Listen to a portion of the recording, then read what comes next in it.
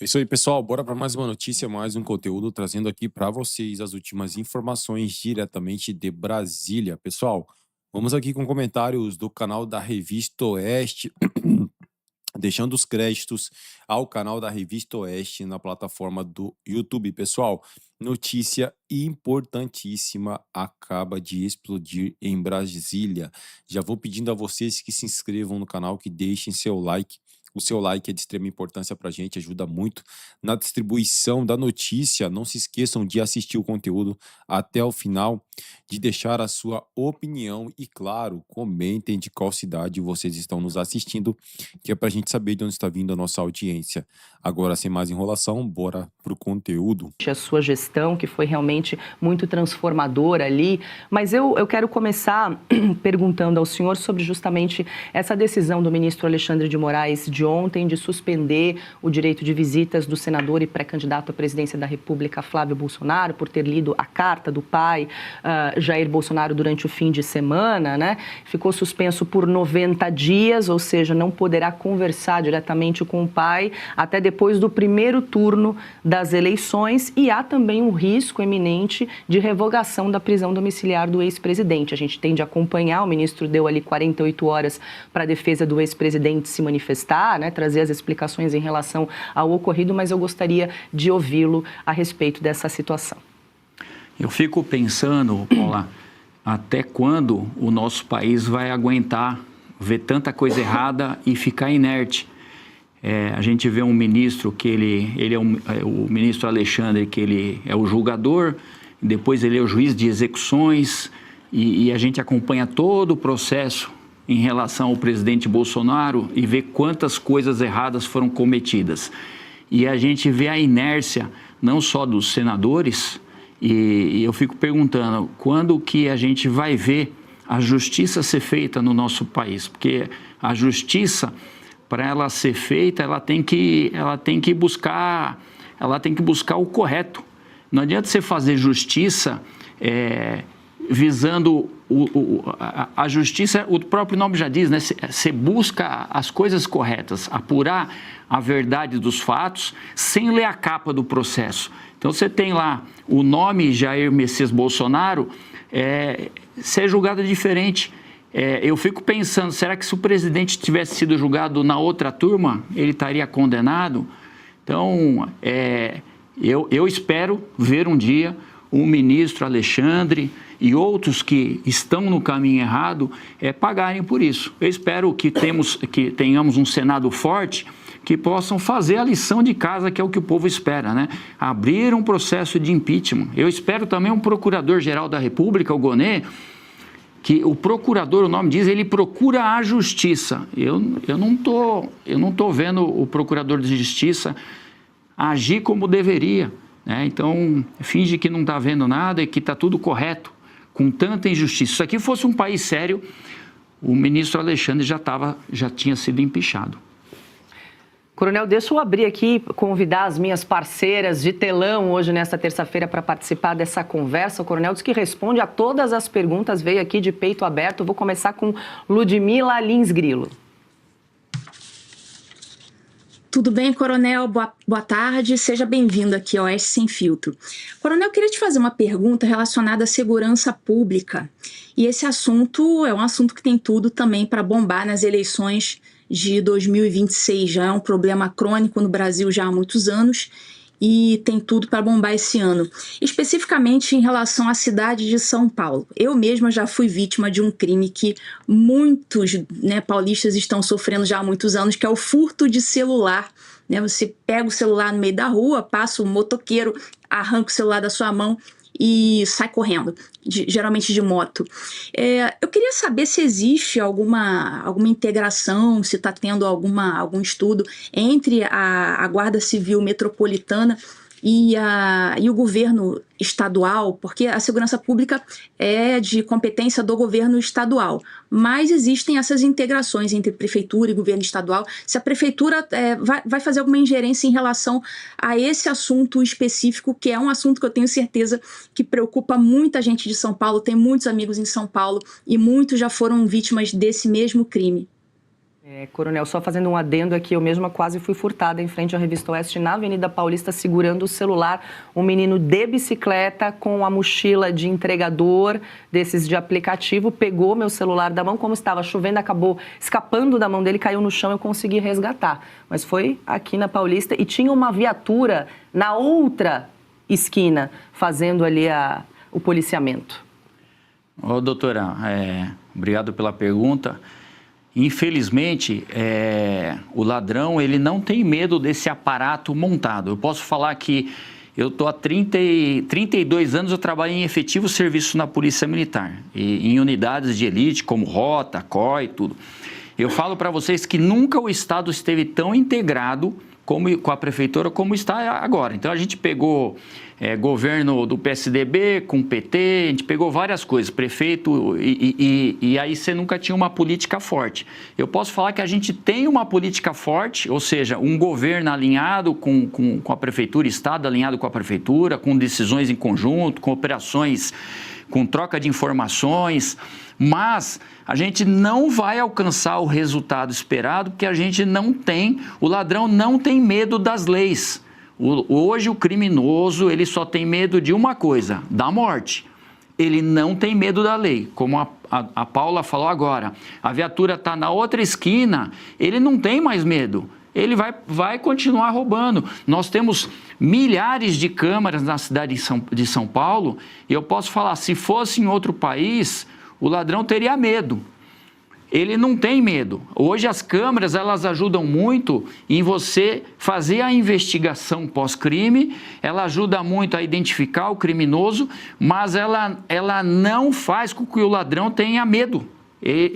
A gente tem imagens, às vezes, que o ladrão até dá risada para a câmera. Hoje você prende um criminoso, ele é solto no dia seguinte. E eu peguei uma polícia em que a gente, antes de audiência de custódia e pós-audiência de custódia. E eu posso falar, anteriormente, o criminoso, ele ficava preso, tá? Ficava 2, 3 anos preso, mas ficava preso. Hoje o criminoso, a maioria, sai no dia seguinte, na audiência de custódia. E o criminoso sabe disso. Então, enquanto a gente não melhorar, não fortalecer a legislação, principalmente em mexer nessa audiência de custódia, eu falo, se mexer na audiência de custódia, você já vai resolver muitos problemas. Porque o criminoso, ele tem a seu favor, no outro dia ele está sendo solto. Então, a gente tem uma política forte de Estado e município em São Paulo, mas o crime não tem medo. Ele tem medo só da morte. É isso. Pergunta agora de Ana Paula Henkel. Boa noite, Coronel Mello, um prazer recebê-lo aqui novamente. Coronel, a minha pergunta, ela tem a ver um pouco com segurança pública, mas não tão diretamente, mas acho que até mais com política, geopolítica e com legislação, como o senhor estava mencionando, que foi a designação do PCC e do CV como grupos terroristas pelo presidente Donald Trump, depois de pedir bastante cooperação do governo Lula para que isso acontecesse. E isso, o senhor falou sobre inteligência, né? A gente sabe muito bem que nessa área de PCC e CV tem que ter uma participação das forças de inteligência dos dois países com uma maior profundidade. Algumas pessoas disseram que isso prejudicaria o trabalho das forças policiais e de inteligência no Brasil. E isso foi um tema que tomou conta do debate público, porque as pessoas estão com medo exatamente dessas facções, principalmente no estado do Rio de Janeiro, mas São Paulo também. Gostaria de ouvir a opinião do senhor em relação a isso. O que o senhor acha que vai mudar, o que o senhor acha que vai ser de positivo essa designação de grupos narcoterroristas, como aconteceu aqui com os cartéis do México, por exemplo, já que é um tema de enorme preocupação da população. Boa tarde, Ana. Obrigado pela pergunta. Eu vejo assim, se nosso país fosse um país sério, nós mesmos resolveríamos o problema. E mostrou acho que a gente acompanhou pouco tempo atrás aí uma intervenção no Rio de Janeiro em que deram liberdade para a polícia e a polícia fez o serviço dela. Foi naquela operação nas comunidades em que morreram 120, cento e poucos criminosos, né? Todos faccionados. E isso demonstrou o quê? A polícia sabe trabalhar, deixa ela trabalhar. O problema é que hoje, infelizmente, o nosso governo, principalmente ali a nível federal, não deixa as polícias trabalharem. A gente tem uma política, um governo muito sem vergonha, em que o próprio governo incentiva. Quando você pega e fala, olha, o traficante é vítima do usuário de droga, você incentiva o crime. Eu posso falar que eu fiquei na CEAGESP, que é uma cidade pequena, mas eu fiquei lá. Se você tem o líder que mostra para que veio, para que está, naturalmente, as pessoas que fazem coisa errada, as pessoas que cometem crimes, elas vão entender a sua posição e o que vai acontecer. E você consegue. A CEAGESP, 50 mil pessoas que transitavam todos os dias lá, 12 mil veículos. Eu posso falar para você que eu deixei aquela cidade sem crime. Sabe o que é aquela utopia? Zero crime. Nem jogo do bicho a gente deixou acontecer lá, porque a gente começou a mandar de 10 a 15 de jogo de bicho para a delegacia todos os dias. Ninguém faz isso.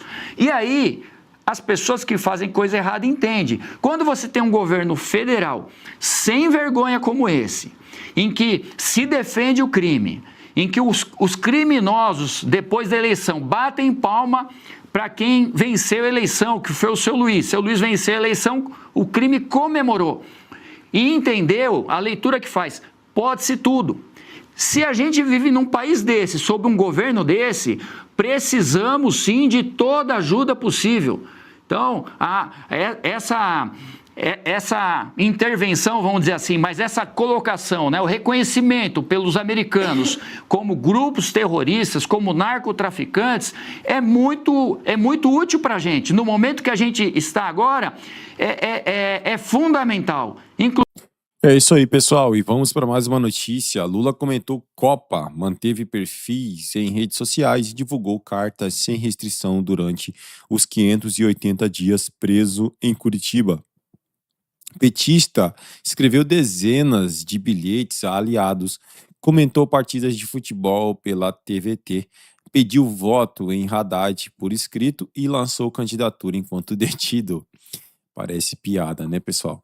Ao longo dos 580 dias em que esteve preso na penitenciária, na Superintendência da Polícia Federal em Curitiba, de 7 de abril de 2018 a 8 de novembro de 2019, o presidente Luiz Inácio Lula manteve intensa atividade política e comunicativa sem que qualquer restrição judicial impedisse a divulgação de suas manifestações. O petista escreveu dezenas de bilhetes a aliados, dirigentes do PT, eleitores e pessoas próximas, incluindo a então presidente do partido, Gleisi Hoffmann, a ex-presidente Dilma Rousseff e o escritor Fernando Moraes. Em junho de 2018, o jornalista Zé Trajano leu ao vivo na TVT, emissora ligada aos sindicatos de metalúrgicos e bancários que apoiavam Lula, um texto escrito pelo então preso, no qual comentou a Copa do Mundo disputada na Rússia. O grau de liberdade era tanto que o petista chegava a comentar partidas de futebol da própria cadeia. A atuação política de Lula enquanto preso foi além dos comentários esportivos. Em abril de 2018, já havia meses detido, escreveu o texto lido por Gleisi, em que comentou pesquisas eleitorais e falou sobre eleições daquele ano. O PT registrou oficialmente sua candidatura à presidência no TSE em 15 de agosto de 2018, com Fernando Haddad como vice, enquanto ele ainda cumpria a pena. Em setembro de 2018, Lula divulgou uma carta oficializando sua substituição por Haddad na disputa. Na antevéspera do primeiro turno, foi divulgada outra carta com pedido explícito de voto. Quero pedir de coração a todos que votaram em mim, que votariam em mim, que votem no companheiro Fernando Haddad para presidente da República. O texto foi lido publicamente por aliados e exibido em canais de televisão em todo o país. Durante o período preso, o petista manteve perfis em redes sociais atualizados por seus assessores, práticas que a ordem judicial de sua prisão não impedia. Pessoal, e o Bolsonaro sofrendo, né? É isso aí, pessoal. Agradeço a vocês pela companhia e até o próximo conteúdo.